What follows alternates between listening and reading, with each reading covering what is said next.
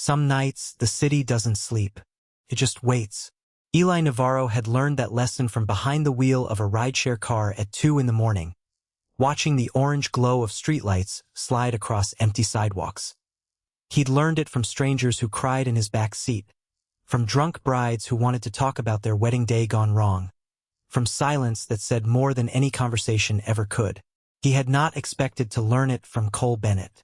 The name came up on his phone like any other fare. Cole B. 2.1 miles, Riverside 9th. Eli almost didn't take it. He almost let it expire the way he sometimes did with pickups in bad neighborhoods at bad hours. But something, habit, maybe, or the $10 surge bonus made him tap accept. He didn't recognize the man standing under the flickering gas station light until he was 3 feet away. Torn jacket. Split lip. A face that used to make Eli's stomach drop in the school hallway for entirely different reasons than it did now. 6 years. 6 years since Cole Bennett had shoved him into a locker and called him something Eli still heard sometimes in his sleep. And now here he was, folding himself into the passenger seat like a man who'd forgotten how to take up space, murmuring an address in a voice that didn't sound like it belonged to the boy who used to own every room he walked into. Eli should have driven away. Instead, he asked, "Are you okay?" And that question would change both of their lives. Eli hadn't thought about Cole Bennett in years, not really. High school felt like a country he'd emigrated from, a place with its own language and laws that no longer applied to him. He was 24 now, 3 semesters from an architecture degree. He was paying for one rideshare fare at a time, and he liked his life small and quiet and his own. But sitting there, watching Cole's reflection in the rearview mirror, the way his hands trembled slightly in his lap, the way he kept glancing at the side mirror like he expected someone to be following, Eli felt 16 again. Felt the old flush of humiliation rise up his neck. "You don't have to talk to me," Cole said, when the silence stretched too long. His voice was rough, like he hadn't used it in a while. "I know who you are. I remember." "Good," Eli said. "Then you remember what you did." Cole didn't argue. He just looked out the window, jaw tight, and said, "Yeah." They drove in silence after that, past the closed bakery on Elm, past the mural someone had painted over twice, past all the small landmarks of a city that didn't care whose history it was carrying. Eli kept sneaking glances in the mirror. The split lip, the way Cole held his ribs like they hurt, the duffel bag at his feet that looked packed for longer than one night. "This isn't your address," Eli said finally, when the GPS pinged its arrival chime outside a 24-hour laundromat with nothing else open for blocks. "I know." "Then why?" "Because I didn't have anywhere else to say." Cole's voice cracked on the last word, just barely, just enough that Eli heard 6 years of something underneath it. "I'm sorry. You can go. I'll figure it out." He was already reaching for the door handle when Eli did something he would spend the next several weeks trying to explain to himself. He put the car in park. "It's freezing," Eli said, "and that laundromat closes in 20 minutes. Where are you actually trying to go?" Cole looked at him like the question was a trap. Maybe it was. Maybe some small, vindictive part of Eli wanted to watch him squirm, wanted 6 years of quiet resentment to finally have somewhere to land. But when Cole answered, I don't know, it wasn't defiance in his voice. It was something closer to defeat. And Eli, against every instinct that had kept him safe for years, said, "Okay, then let's figure that out." He didn't take Cole home that first night. Some boundaries survive even generosity. Instead, he drove him to an all-night diner, bought him a coffee and eggs he barely touched, and sat across the booth from him with his arms crossed, waiting for an explanation that didn't come easily. "You don't owe me anything," Cole said, staring at his plate. "I know that." "No," Eli agreed. "I don't." "So why are you here?" Eli thought about lying, thought about saying something noble about forgiveness or growth. The truth was Messier. "Because I saw your face under that gas station light, and it didn't look like the guy who used to slam me into lockers. It looked like someone who needed help. And I guess I still don't know how to just drive away from that, even when I probably should." Cole's mouth twitched. Not quite a smile, more like a memory of one. "You were always like that, even back then. You used to help Mrs. Alvarez carry her boxes to the car after class. Remember? Every single Tuesday. You remember that?" I remembered a lot of things I wasn't proud of noticing. The words hung between them, heavier than either of them seemed ready to unpack. Eli didn't push. He'd learned, from years of listening to strangers in his back seat, that people told the truth on their own schedule, not yours. Instead he asked, "Where are your parents?" Something shuddered behind Cole's eyes. "My mom's been gone since I was 9. My dad," he stopped, restarted. "My dad's not somewhere I can go tonight. That's all I can say right now." It wasn't much, but it was the first true thing he'd offered, and Eli recognized it as such, the way you recognize a hand extended halfway across a gap, waiting to see if you'll close the rest of the distance yourself. "I have a couch," Eli heard himself say. "One night. That's it." Cole looked up, and for a moment the mask of exhaustion slipped, and Eli saw something almost like disbelief. "Why would you do that for me?" Eli didn't have a good answer, so he gave the honest one instead. "I don't know yet. Ask me again in a week." One night became 3. 3 became a week. Eli stopped counting. Cole slept on the couch with his shoes still on, like a man who needed to be ready to run.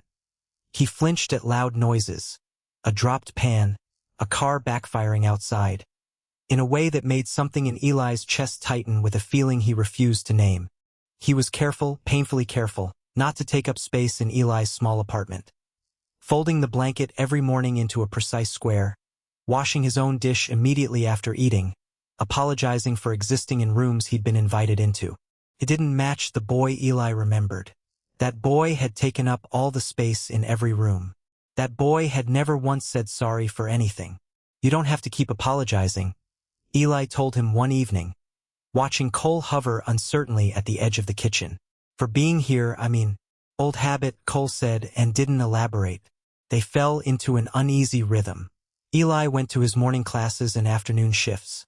Cole disappeared during the day and returned each evening a little more worn down, a little more guarded, though never explaining where he'd been. Eli told himself it wasn't his business. He told himself a lot of things that week that weren't quite true. The truth was he'd started listening for the sound of the front door. The truth was he noticed the small things. The way Cole hummed under his breath while doing dishes, tunelessly, like he didn't know he was doing it. The way his laugh, when it slipped out rarely and by accident, sounded nothing like the cruel bark Eli remembered from the hallways. "Why'd you really let me stay?" Cole asked one night, the two of them sitting on opposite ends of the small couch, the TV playing something neither of them was watching.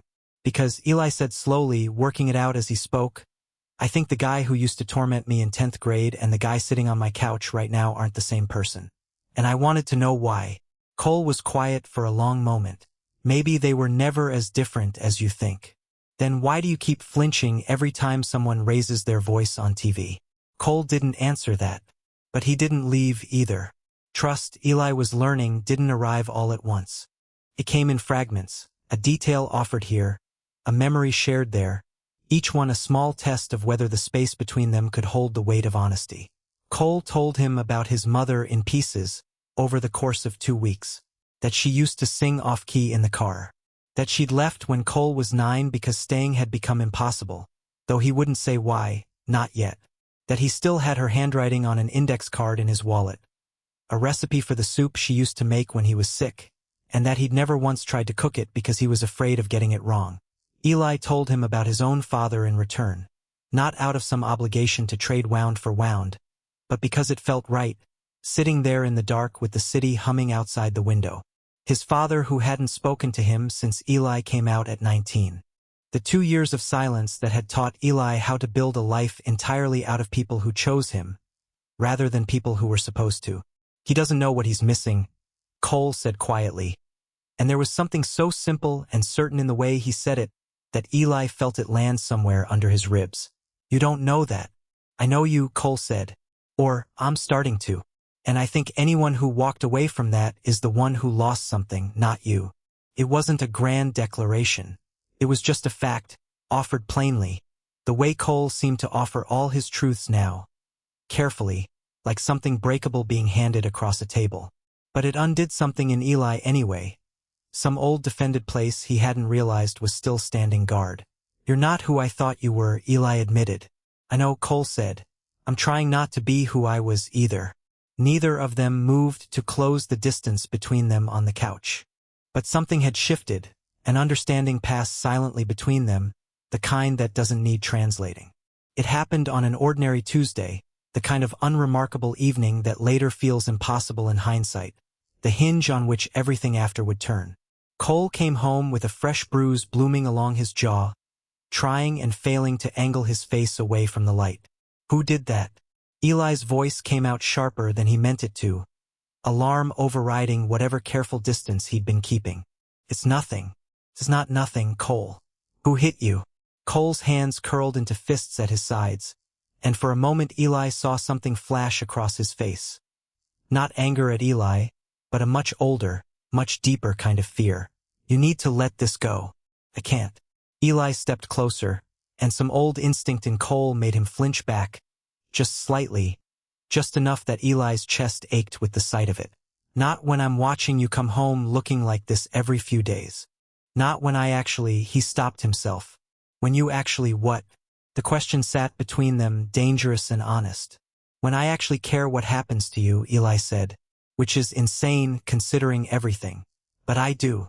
So please, tell me who's hurting you. Cole's composure cracked, just for a moment. Enough that Eli saw the boy underneath the guardedness. The one who'd been carrying something alone for far longer than a few weeks. My father, he said finally, the words dragged out of him like something physically painful to release. He's the reason I left. He's the reason I can't go home. He's the reason I can never really be safe, not completely, not as long as he knows where I am. Why? Eli asked, gentler now. What did you do? Cole let out a broken, humorless laugh. I didn't do anything. That's the joke. I just existed the wrong way in the wrong house with the wrong father.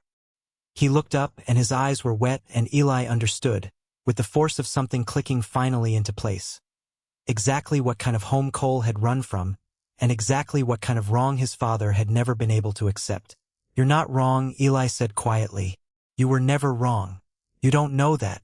I do, Eli said, and closed the distance between them at last, resting his hand against the uninjured side of Cole's jaw with a gentleness that made Cole's breath catch. Because I see you. I see all of it. And none of it is what he made you believe it was.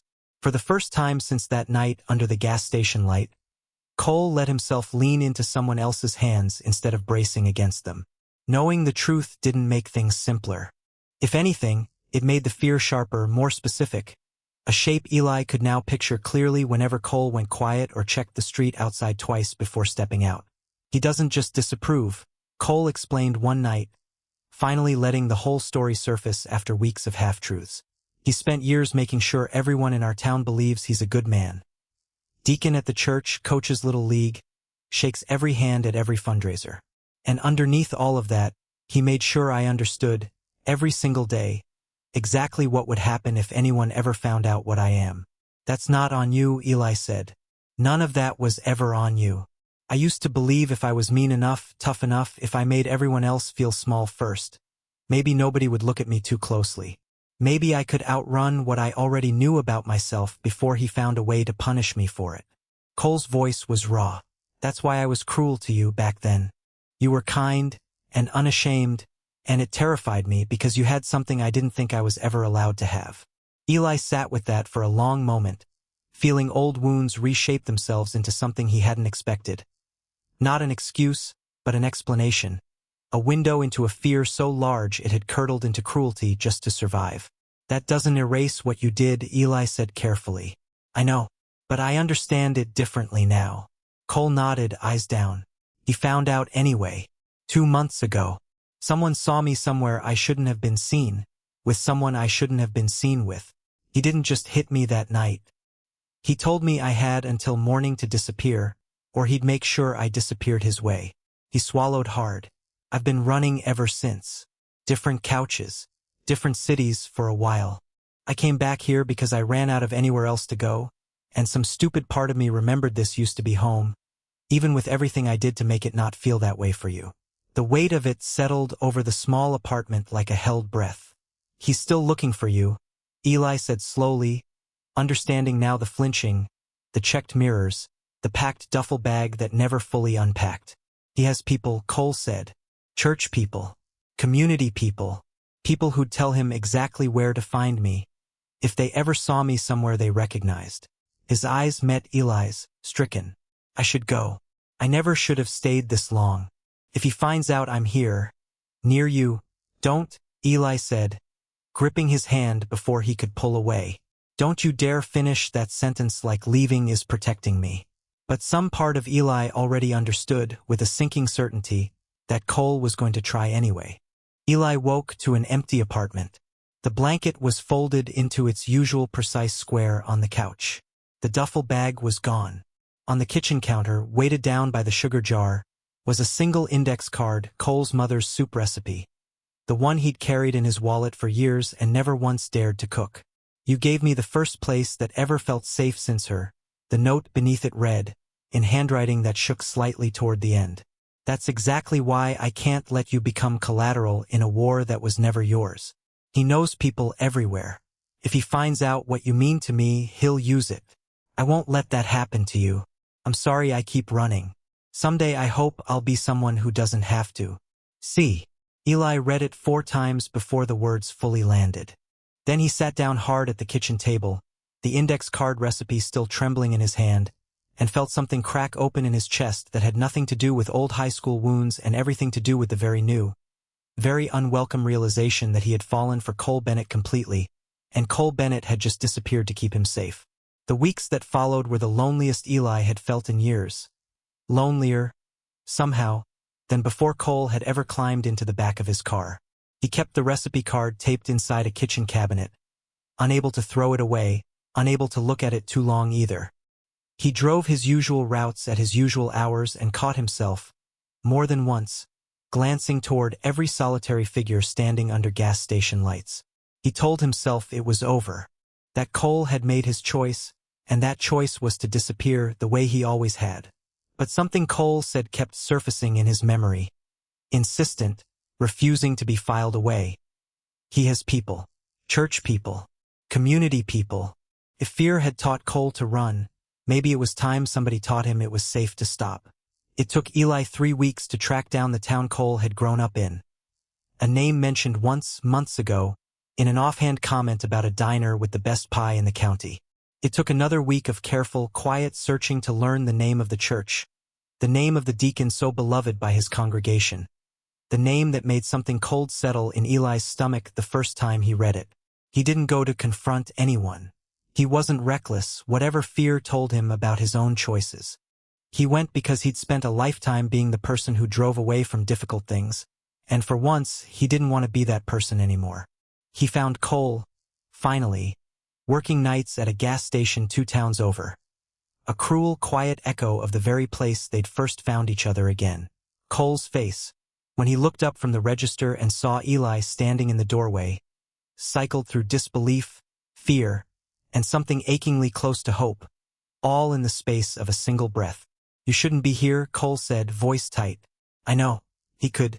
I know that too.